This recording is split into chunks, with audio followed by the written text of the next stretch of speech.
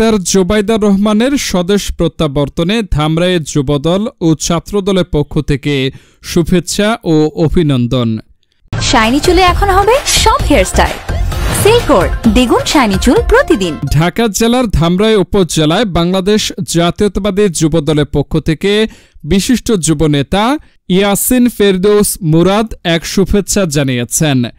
একই সঙ্গে ঢাকা জেলা ছাত্রদল উত্তর এর পক্ষ থেকে প্রাণঢালা অভিনন্দন জানানো হয়।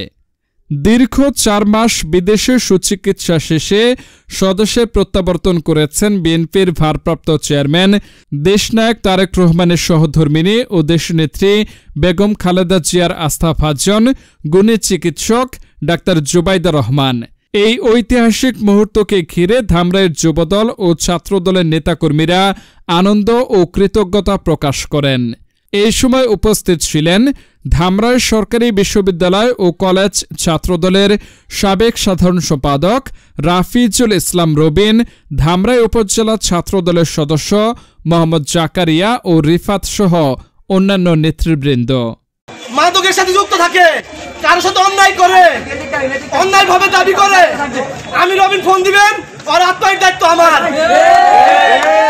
সমাজে আওয়ামী লীগ হোক বিএনপি হোক, কেউ কোনো চাঁদা থাকতে পারবে না, কোনো দালাল থাকতে পারবে না, অন্যায়ভাবে কেউ দাবি করতে পারবো না। শুধু কথা।